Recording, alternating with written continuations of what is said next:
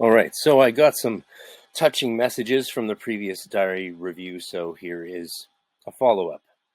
As you can see, I've put a little effort and care, a little more care into the aesthetics for you, so you're welcome. Um, the next entry in my 1996 magical diary was 26 years ago and a day ago today. I didn't do it yesterday. I wanted to leave Dr. Puka's interview to have some room to breathe on either side before I did something else. So, 26 years ago, I did my first sweat lodge deep in the Chilcotin Mountains of British Columbia with my entire Waldorf High School. All 70 of us carried 80-pound packs for 7 days, and we hike for 8 to 12 hours some days, sometimes 10 hours, sometimes some days 5 or 7, but it was pretty intense, to say the least. I mean, students dreaded it all summer. My friends would walk to my house for D&D miles and miles just because they knew they had that hike coming up. So that was a pretty cool thing that the Waldorf School did. And we'd, hike over mountains and glacier lakes and valleys. So sleeping sometimes strapped to trees on the mountainside so we wouldn't slide down the cliff in the night. That happened. Fending off black bears, and maybe I'll say more about that. And always midway stopping to build a sweat lodge under the guidance of our First Nations guide, Seislam.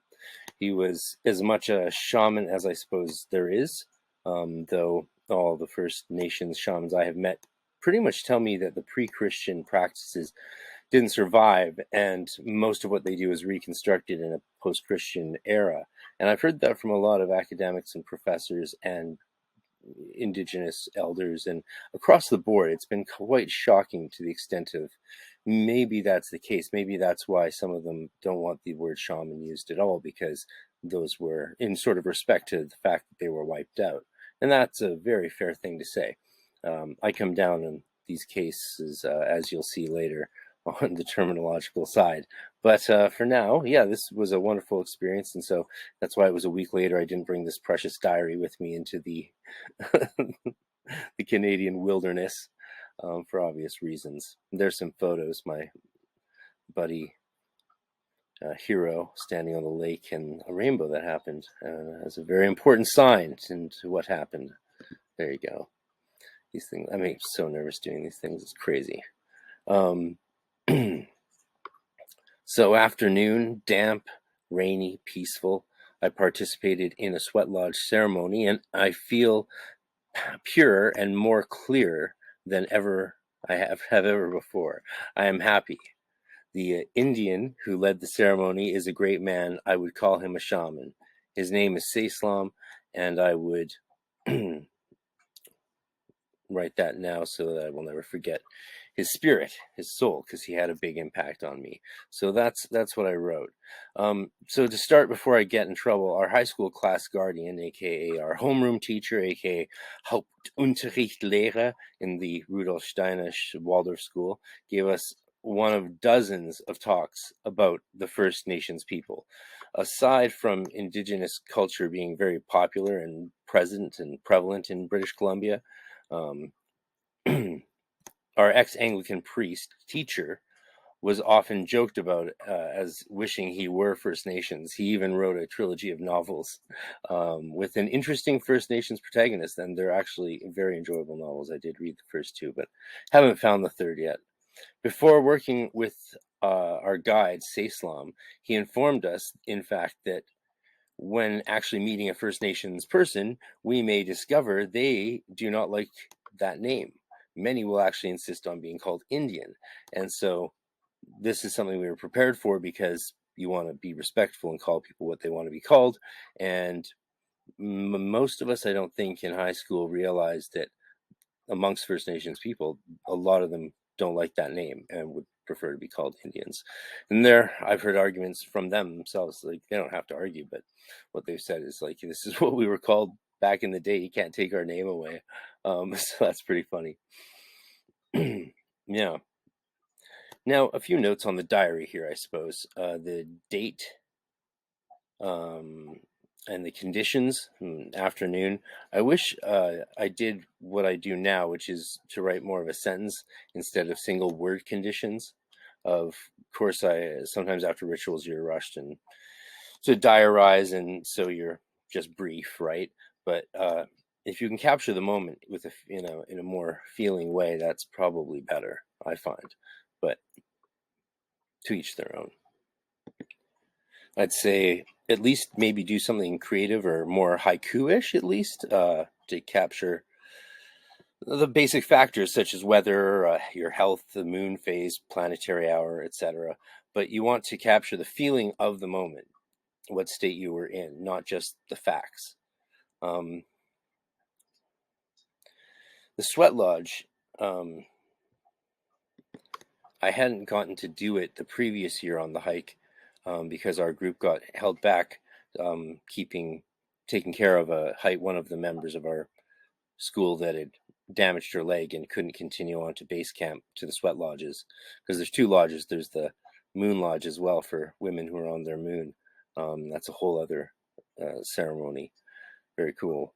So we got held back, and then a black bear circled our tent camp for like days, destroyed all our food, climbed 30 feet up in a tree adjacent to our food, and slashed the bags and strew it all around our camp to let us know it took our food. It knew what it was doing, so we had to like keep watch 24/7 with fire and making noise, and it was arduous thing. So this was the first year I got to do the sweat lodge. The previous year I'd missed out, but we still had a great time doing like rune magic with our art teacher, and yeah,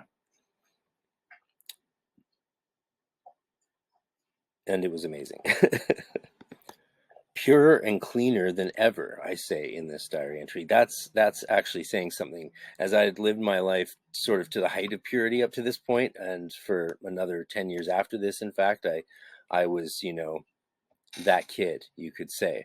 Though I'd say slowly getting less pure throughout my 20s, of course. But back then, we know all about the stories from the grimoires and all that about kids and purity, and having access to spiritual knowledge. A lot of people say that the best time for occult work is in your youth or old age. That's a commonly said thing.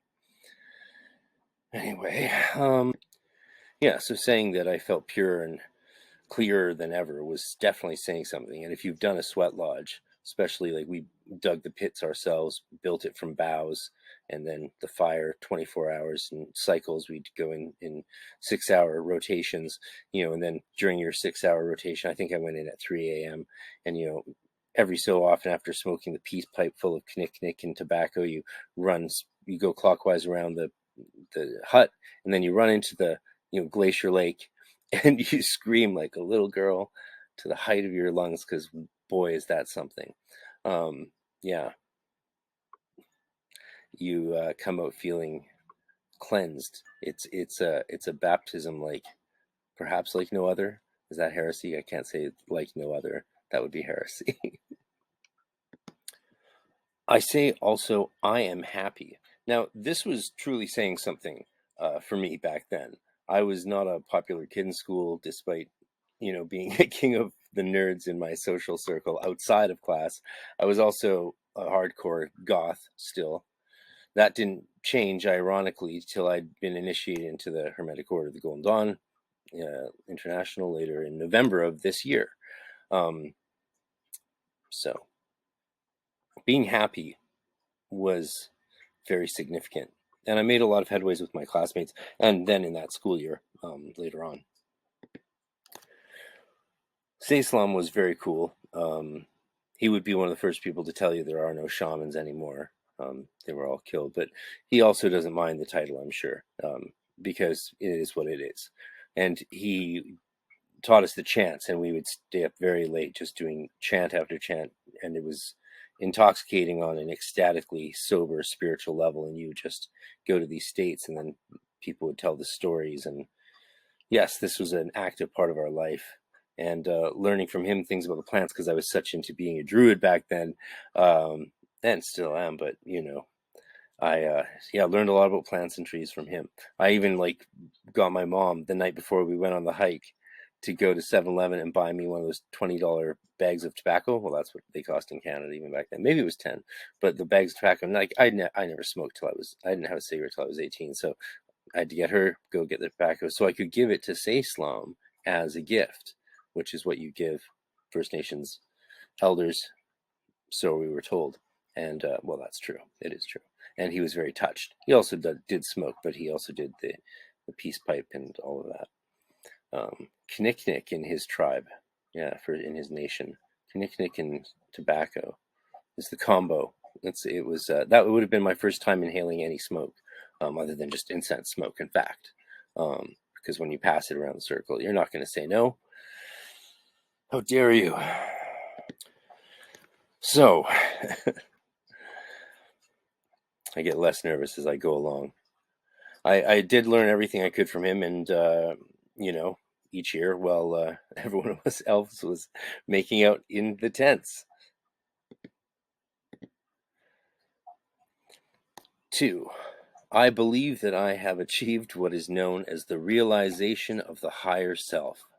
I say that I believe because I don't think anything else is possible other than believing. Well, isn't that adorable? Before we get to the salient point here, it's interesting. Clearly, what stands out to me is that I say I don't think anything else is possible other than believing. So I am saying, I did mean you can't prove it. Like, there's no facts necessarily that would allow you to prove it. But naturally, I'm myself very inclined to disregard and write this off as the ignorance of a 15-year-old, for sure. However, I was very much absorbed in all of the main works of Rudolf Steiner at this period. I had been reading his outline of occult sciences the past 2 years and just finished his main texts on the higher worlds and the higher self. And to this, the fact that I was not your normal high school student, but rather grew up in a non-Christian yogic family who followed their guru Maharishi Mahesh Yogi, the founder of Transcendental Meditation, TM. And my parents meditated and practiced their siddhis 2 hours a day. And at age 7, I was led into a dark, incense-filled smoke room with an altar and initiated by my first teacher, and who was my godfather, Mark, into my mantra and practice of TM.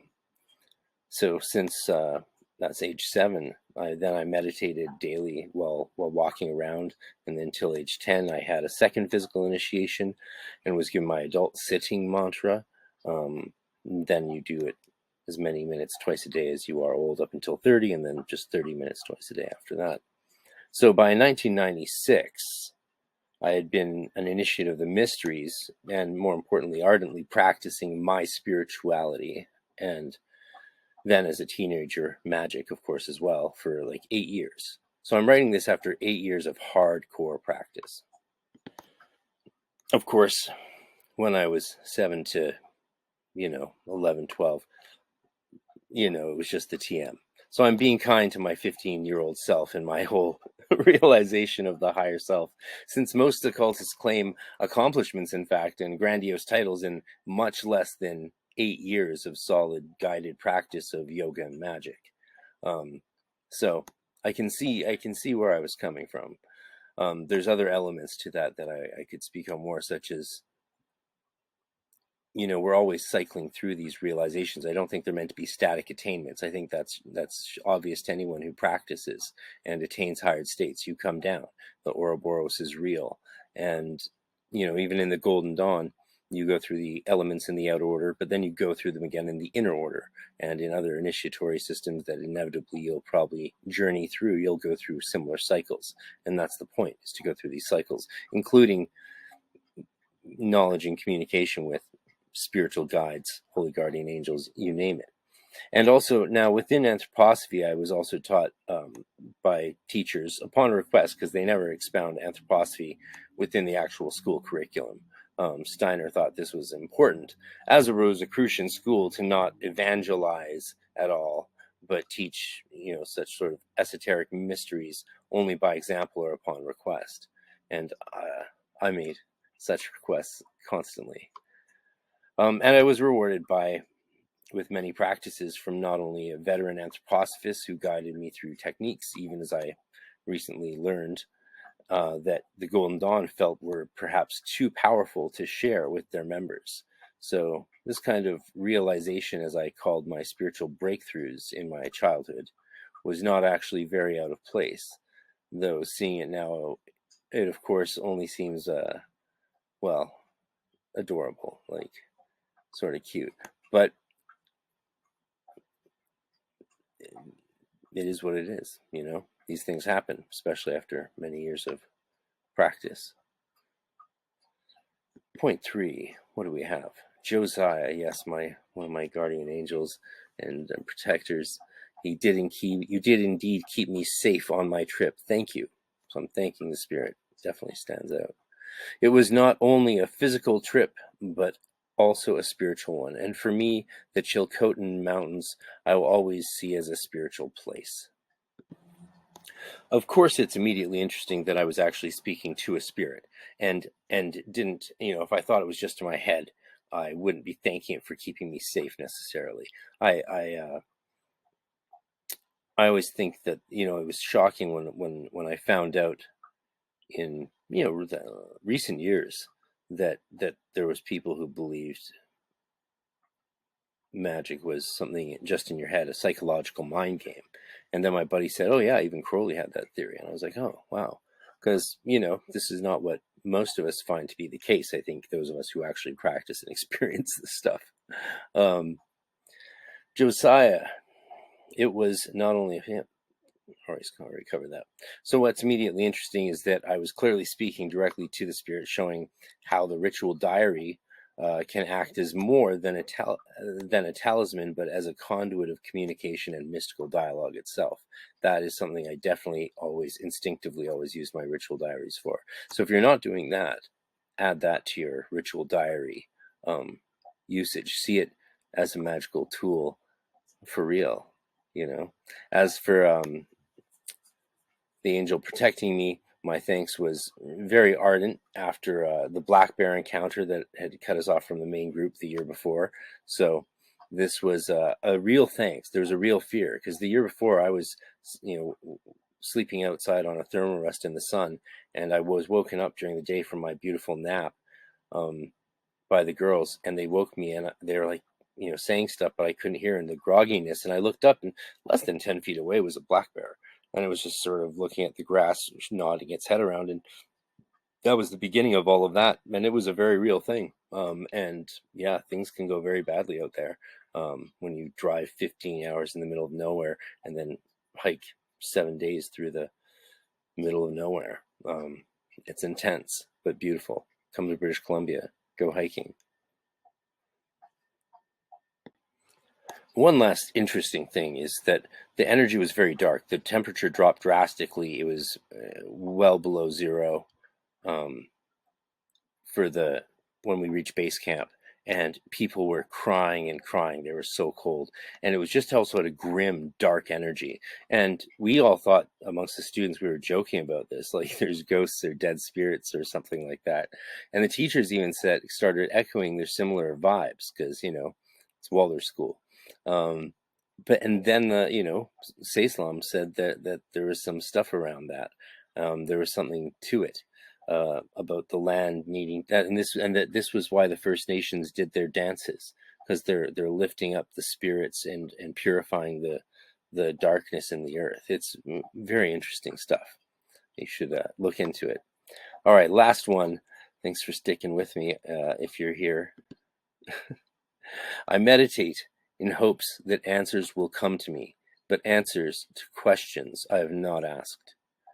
I long for me a greater realization, for a higher clarity, and I will do anything to attain it. All things come with time. Well, I do meditate. I think this really shows sort of an echoing how do I say this? If someone said to me they had had a realization of their higher self, and I would say, what do you mean? Okay, what is that? How does that play out? And if they said to me an answer, instead of, I'm no longer asking for answers to questions I have, I'm asking for answers to questions I do not know to ask, I would probably say, okay, yeah, I think that's a testament and testimony to that experience that I had had. These things go through cycles. I was just joining Golden Dawn later this year, and that put me through a whole cycle, through all the grades. So that experience was mind-boggling in and of itself, and there's been many since. But this, this I guess I shouldn't write it off. That's my inclination. Yeah. It sort of reminds me of, don't let your worries about saying in your diaries, this is saying things well or perfectly. If it's in your book of shadows or your personal grimoire, just express it. Just lay it out there. It's for you. It's not for anyone else. It's not like anyone else is ever going to see this, right? So just lay it out. Be you. And as adorable as I find my realization of the higher self at this age, it makes some sense. The powerful purity of childhood is famously attested in the history of magic, and I had even begun avoiding certain foods and carbonated beverages at this age to strengthen the clarity of my many mystical dialogues with God and various spiritual beings or spiritual creatures. So while in anthroposophy land, I certainly had initiated a direct contact with my so-called higher self, this is not the same thing as communicating with it. And I say it because for all the debates around definitional technicalities of the higher self, divine genius, and holy guardian angel, and the other various genii and spirits that guide us, one thing is not like the other. And my higher self that I had realized and began building a dialogical rapport with felt distinctly like an other, only somehow tied or tethered above me, or at least in perception and feeling, that is. The fact that I wrote that I would do anything to attain it, I will do anything to attain it, sounds so intense, is because these really weren't the wild imaginings of my youth or the fantasy of games like D&D, but these were encounters with spirits I worked with. They were shocking. Initially, these things were always shocking. I said on a podcast recently, the Rilke line from Duina Elegia, every angel is terrible. And jede Engel ist schrecklich. I had already long experienced a so-called ontological shock when it came to spirits like angels and such. They were not a part of me, though they seemed to communicate from within me when present. I had not yet learned to properly scry at all. But almost a decade of yoga and meditation developed the gift or skill to feel the differences between the things, and sometimes even what those things were. I demonstrated this often to teachers and schoolmates, which slowly made me less weird over time and simply left them kind of astonished and considering me to have proven to them many things which sort of the New Age 90s touted. And sometimes the teachers didn't like that so much because there's a thing in the Waldorf school where they sort of want to see Rudolf Steiner as their prophet and their sage, and he was the only clairvoyant, even though the whole point of Rudolf Steiner's writings is y'all can do it. Everyone. It's just a slight extension of our senses. He even has a book on the 12 senses. You should check it out if you if you want. Oh boy, this is almost like a multimedia autobiography. It's tough, but I'm gonna do it. I guess you could say I'm both horrified and impressed by my younger self, because this is the first time I'm going through all this stuff, right? Yeah, it's some of the only stuff that wasn't stolen. Next, thanks for watching. If you stuck around till the end, here's some photos for you. There's a picture up here of people sitting down tired, people walking, trying to get tired. The Chilcotin Valley, mountains and valley, something, you know. And there's me. If you can't tell, I'm the one who's not Japanese. Though, to be fair, I certainly identified as Japanese at the time. And let me tell you about my two best friends in grade 10. Hiro, in the white shirt, was a black belt teacher of Iaido and Iaijutsu. And Kazunobu was a teacher of, they were friends from Japan, a teacher of Kendo and Kenjutsu. And so every day at sunrise, we woke up and went through the katas and the forms, both of Iaido, and then we did stick fighting with Kenjutsu to Kendo to get our, heart rate up. But the meditative part of Iaido was my favorite. Later in university, I would take Iaido classes with the scientist Hiro Inui at UBC. So that was cool. Anyway, there's my walking stick. I had that all the way up until the robbery. So, beautiful place. Crazy 80-pound backpacks. In my grade 12 senior year, I brought 2 cans of Coke, and halfway through the trip, drank one with my best friend Sophie, and sold the other one for $50 to I think, Gibran. There's Gibran up in the top right. That's Tommy Chong's son. Yeah, I never smoked weed till I was 24, even though he was right there offering it all the time. What a hero. All I got was the higher self. Thanks for listening, people. If you want to talk to me more, go to my hermeticmysteryschool.com. There's a chat feature, best way because I'm at a keyboard. Then we can chat, talk. I'll show you some cool stuff. Peace.